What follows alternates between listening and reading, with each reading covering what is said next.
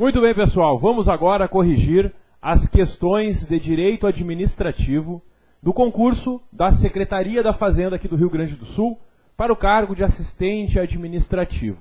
São questões bem básicas, mas com algumas pegadinhas aí que podem ter dificultado a vida de alguns candidatos.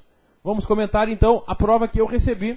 Pode ser que a prova seja diferente de um aluno para outro. Aqui no meu site, gustavofregapane.com, acessando em materiais gratuitos, vocês conseguem baixar estas questões que eu estou corrigindo neste vídeo, certo? Só acessar lá, gustavofregapane.com, materiais gratuitos, dá para baixar as questões e acessar este vídeo também por lá.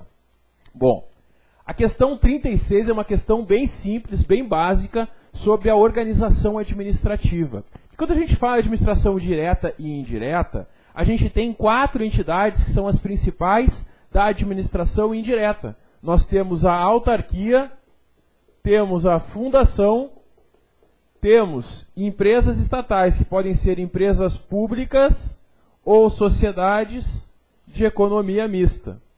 Então essas são as entidades que nós temos na administração indireta, e essa questão envolveu as características básicas sobre ela, porque ela diz no enunciado: assinar a opção que indica entidades que apresentam personalidade jurídica de direito privado. Olha só, direito privado pode ser a empresa pública, pode ser a sociedade de economia mista e pode ser também a fundação, porque tem 2 tipos de fundação. Tem uma de direito público e tem uma de direito privado. A autarquia não pode ser, porque a autarquia é pessoa jurídica de direito público. Então, já matamos na questão, já eliminamos a autarquia das respostas, e fundação, se fosse de direito público, também não poderia, mas poderia ainda ser uma de direito privado. Já eliminamos uma fora das assertivas. Bom, aí ficaríamos, então, entre 2 opções, entre a letra A e a letra B, que tem fundação e empresa pública, e a letra B, que tem empresa pública e sociedade de economia mista. Só que é claro que o enunciado vai me dar uma outra informação que vai me fazer eliminar mais uma delas. Qual é a informação? Criadas mediante autorização de lei. Isso vale para essas 3. Isso não mudou. Desempenho atividade econômica. Pronto, está aqui, ó. Desempenho atividade econômica. Empresa pública e sociedade de economia mista. As fundações, elas buscam fins não lucrativos, fins sociais, tá? A fundação não vai explorar atividade econômica. Por isso, a nossa resposta na questão 36 só pode ser letra B. Empresa pública e sociedade de economia mista, que são as empresas, então, que são entidades de direito privado, que exploram atividade econômica, com todas essas características. Essa questão não chegou a explorar as diferenças que existem, né? Porque existem também diferenças entre a empresa pública e a sociedade de economia mista, mas isso não foi objeto dessa questão 36. A questão 37, ela envolve servidores públicos, tá? E a gente tem que ter um cuidado que o enunciado dessa questão, ele não está se referindo ao Estatuto dos Servidores aqui do Rio Grande do Sul. Tem uma questão nessa prova que refere no enunciado, conforme o Estatuto dos Servidores Públicos, que é a Lei 10.098, aí a gente vai usar o nosso Estatuto. Nessa questão a gente não usa o Estatuto dos Servidores, porque ela pergunta sobre aquelas formas de provimento derivado. Além da nomeação, a gente tem readaptação, reversão, reintegração, recondução, e a gente sabe o que significa cada uma delas, né? Bom, a história conta que a Helena, então, ela se aposentou, mas Helena, então, tendo ciência que a administração teria interesse no seu retorno, ela resolveu solicitar, depois de meses, ela não revogou o pedido de aposentadoria, não, depois de aposentada, ela pediu para voltar para o cargo. Quando o aposentado volta para o cargo, como é que se chama o retorno do aposentado? É a reversão. Letra C é a resposta. Aí tu vai pensar, tá, mas no Estatuto dos Servidores do Estado, a única hipótese de reversão é em razão da insubsistência dos motivos que determinaram a aposentadoria por invalidez. Sim, aqui no Rio Grande do Sul é assim. Só que tem outros estatutos que permitem também um retorno a pedido, independentemente da condição de saúde. Não ligado a isso, como a própria Lei dos Servidores Federais, a Lei 8.112. Essa questão, ela queria saber teoricamente, não com base no nosso estatuto. Então, teoricamente, na 37, a única resposta possível é a letra C. Quando o aposentado pede para voltar, isso é reversão. Remoção é quando tu troca o teu lugar de trabalho. Readaptação é quando tu troca de cargo em razão de uma limitação na capacidade física ou mental. A reintegração é o retorno de quem foi injustamente demitido. E a recondução é o retorno do estável ao cargo anterior, porque o anterior ocupante foi reintegrado, ou porque ele não passa no probatório e pede para voltar para o cargo que ocupava antes. Certo? Então, na questão 37, a única resposta possível é a letra C, e eu não vejo como recorrer dessa questão, caso alguém tenha ficado em dúvida, por não constar essa hipótese de reversão no Estatuto aqui dos Servidores do Rio Grande do Sul. Certo? Muito bem, vamos seguindo para a questão 38. A questão 38, ela é mais uma que ela não é sobre o Estatuto dos Servidores. Porque o Estatuto dos Servidores do Rio Grande do Sul, ele não possui essa regra que está prevista em muitos estatutos. Mas além de estar prevista em estatutos, ela é uma regra aplicada no Poder Judiciário. Ela é uma regra que envolve a responsabilização. E ela vai dizer o seguinte: nós temos 3 esferas de responsabilização. Temos a esfera civil, que envolve um dever de indenizar, temos a esfera administrativa e temos a esfera penal. Na esfera administrativa nós temos aquelas sanções básicas, né? Repreensão, que em outros lugares é advertência, suspensão, demissão, né? Isso resulta de um processo administrativo disciplinar ou de uma sindicância. Na responsabilidade civil, o servidor ele é condenado a indenizar um prejuízo que ele causou no exercício do cargo. E a penal é cometimento de um crime, uma contravenção, e ele pode até ser condenado aí a uma pena de reclusão ou detenção. Muito bem. A regra é o seguinte: essas instâncias elas são cumulativas, elas podem se acumular. Por um mesmo ato, o servidor pode responder nas 3 esferas. E uma, em regra, não interfere na outra, porque, em regra, elas são independentes. E eu não preciso esperar o processo de uma terminar para julgar a outra. Agora, tem um entendimento que é o seguinte: se houver uma absolvição na esfera penal por negativa da existência do fato ou da sua autoria, dizendo que o fato não existiu, não aconteceu, ou que se existiu o fato, o servidor não foi o seu autor, nesse caso, o servidor estaria, então, absolvido na esfera administrativa. É isso que nos traz, na questão 38, a assertiva E, né? Ela diz ali, ó, a responsabilidade administrativa de servidor pela prática de infração pode ser afastada se houver absolvição criminal que negue a existência do fato ou a sua autoria. Nesse caso, é possível, tá? É possível, sendo absolvido na esfera penal, que ele automaticamente seja absolvido na esfera administrativa. Essa é a única alternativa que tem coerência, tá? Porque todas as demais apresentam equívocos. A letra A diz que a responsabilidade não pode ser afastada mesmo nesse caso. Não, nesse caso pode. A letra B diz que as sanções penais e administrativas não podem ser cumuladas. Podem sim, todas podem ser cumuladas. A letra C diz que o servidor não pode responder penal e administrativamente por um mesmo fato. Não, ele pode sim, tá?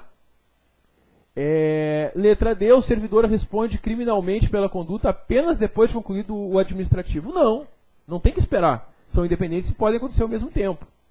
E letra E, a que sobrou, a única resposta plausível, né? Que a responsabilidade administrativa é afastada se o servidor for absolvido na esfera penal, quando ficou comprovado que o fato não existiu ou que ele, servidor, não foi o seu autor, certo? Então é isso, na 38 ficamos com a letra E como resposta. A questão, vamos botar aqui no quadro, né? 38, letra E. A questão 39, ela envolve os poderes da administração, tá? E ela pergunta, então, quais os poderes que fundamentam a aplicação, a responsabilização do servidor que negou publicidade a atos oficiais. O servidor não pode negar publicidade a atos oficiais. O princípio da publicidade tem, inclusive, um requisito de eficácia para os atos, a publicação. E a responsabilização de um servidor, então, que negou publicidade aos atos, tem fundamento quais poderes, pessoal? Só tem 2 poderes possíveis: disciplinar e hierárquico. O poder disciplinar é o poder que tem a administração de aplicar infrações aos servidores ou às pessoas que têm um vínculo especial com a administração como servidores. Então isso é o poder disciplinar. O poder disciplinar ele decorre do poder hierárquico, porque na estrutura quem aplica as penas é quem está no topo da hierarquia. A gente vai ter no Estado o governador do Estado aplicando as penas, tá? Então essa é a ideia. Os poderes envolvidos são os poderes disciplinar e hierárquico. Não é poder de polícia, porque o poder de polícia é o poder de limitar, condicionar, frear ou restringir liberdades individuais em nome do interesse da coletividade. Não tem nada a ver com o caso aqui sob análise. E o regulamentar muito menos. Porque o poder regulamentar é o poder de regulamentar normas para garantir fiel execução à lei, fazendo lá decretos, por exemplo, regulamentando situações. Então também não teria como marcar nem regulamentar, nem poder de polícia. E aí a nossa única resposta possível fica a letra C, né? Disciplinar e hierárquico, letra C na 39 é o que a gente marca. A questão 40, ela envolve uma outorga, tá? A gente tem o seguinte, a descentralização que é feita pela administração, ela pode ser feita criando pessoas jurídicas ou abrindo uma licitação e passando um serviço público para uma pessoa jurídica pré-existente, como é esse caso aqui, que é aquela descentralização por delegação ou por colaboração. E aí uma empresa privada, então, foi outorgada pela administração por meio de contrato administrativo, essa informação é importante, contrato, a prestar um serviço de transporte público, de interesse de toda a coletividade. A referida outorga foi dada mediante, pessoal, é um contrato. Então, a nossa resposta aqui seria concessão. O transporte público para uma empresa privada são concessões de serviço público que quase todos os municípios possuem. Os ônibus, né, que circulam na cidade geralmente pertencem a empresas privadas que são concessionárias de um serviço público. Então, na questão 40, a gente marca a letra C aí como resposta. Na questão 41, a gente tem ali os atributos dos atos administrativos. Bom, e aí a questão pede para tu marcar qual é o atributo que está relacionado direto e imediatamente com a administração por seus próprios meios dar execução aos seus atos, sem precisar da intervenção do judiciário. Eu uso muito esse exemplo em aula quando eu explico esse conteúdo. Eu falo sobre a situação de um veículo estacionado em um lugar proibido. Um veículo estacionado, por exemplo, na entrada de ambulâncias de um hospital. O que faz a administração? Ela vai entrar com uma ação judicial para tirar aquele carro do caminho? Não. Ela vai chamar o guincho e vai guinchar o veículo. Se não tiver guincho próprio da prefeitura, ela vai ter o terceirizado que faz isso. Mas o que é essa autoexecutoriedade? É a administração por seus próprios meios, dando execução aos seus próprios atos, sem precisar da intervenção do Poder Judiciário. Nesse caso, o atributo é o da autoexecutoriedade. Letra D é a resposta aqui na questão 41. Na questão 42, a gente tem a classificação dos bens. Os bens públicos, pela classificação mais básica do direito civil, do Código Civil, eles são bens de uso comum do povo, bens de uso especial, e tem também os bens dominiais ou dominicais, que são aqueles que pertencem à administração. A principal diferença de um bem de uso especial e um bem de uso comum do povo é a seguinte: um bem de uso comum do povo é um bem que todo mundo utiliza. O bem de uso especial é um bem que está destinado a uma atividade específica de uma repartição pública. Por exemplo, uma escola, ela é um bem de uso especial, porque é um prédio que pertence à prefeitura ou ao Estado e é utilizado lá para aquele serviço público de levar educação. Assim como a sede de uma prefeitura, a sede do governo do Estado, esses prédios públicos onde funcionam órgãos públicos são bens de uso especial. As praças, rios, mares, ruas, logradouros públicos, né? Esses são bens de uso comum do povo. Aí a banca tenta te confundir, porque ela está falando de uma praça. Aí ela está dizendo que nessa praça, todo ano a prefeitura faz um aniversário e ali oferece atividades de cultura e lazer a toda a população local. Mesmo a prefeitura utilizando aquele bem uma vez por ano para essa festa, esse bem, essa praça, não deixa de ser um bem de uso comum do povo. Então a nossa resposta seria lá a letra E, bem público de uso comum do povo, por ser aberto à utilização a todos os membros da coletividade. É um bem de uso comum do povo. Todos utilizam e uma vez por ano a prefeitura ainda vai lá celebrar o aniversário do município e oferecer atividades. Mas isso não descaracteriza o bem como um bem de uso comum do povo. Letra E, então, a resposta a ser marcada na questão 42. E na questão 43, essa sim traz no enunciado, conforme Estatuto dos Servidores Públicos Civis, Lei 10.098, Lei Complementar 10.098 de 94, o Estatuto dos Servidores aqui do Rio Grande do Sul. E diz, então, que um servidor pode ser promovido. Quando que um servidor pode ser promovido, crescendo na carreira? Quando ele estiver investido em um cargo efetivo, porque tal categoria é organizada em carreira. Lá no comecinho do Estatuto dos Servidores, ao apresentar o cargo efetivo e o cargo em comissão, ele diz: os cargos efetivos podem ser organizados em carreira. E os cargos em comissão, o CC, não pode ser organizado em carreira. Eu sempre falo em aula, não tem como um CC ser promovido. Ah, mas eu conheço lá um cara em comissão que ele entrou ganhando 3 mil e aí passou a ganhar 5 mil, ele foi promovido. Não, ele não foi promovido. Ele foi exonerado de um cargo e nomeado em outro cargo melhor. Porque o CC não é organizado em carreira e não tem como ser promovido. Só quem é promovido é o concursado, servidor ocupante de cargo efetivo, certo? Então aqui na questão 43, ficamos com a letra A, como resposta, então, dessa questão 43, cargo efetivo que é organizado em carreira, certo? Então é isso, pessoal. Com isso concluímos aqui a correção das questões que eu recebi de direito administrativo.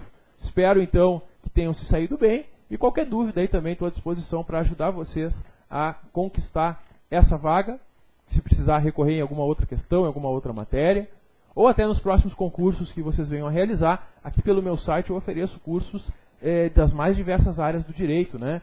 Cursos preparatórios de direito constitucional, direito administrativo, direito do trabalho, legislações específicas, concursos para prefeituras e tudo mais. A gente tem bastante conteúdo aqui nos nossos cursos por videoaula, certo? Então é isso. Uma boa sorte, um grande abraço e até a próxima.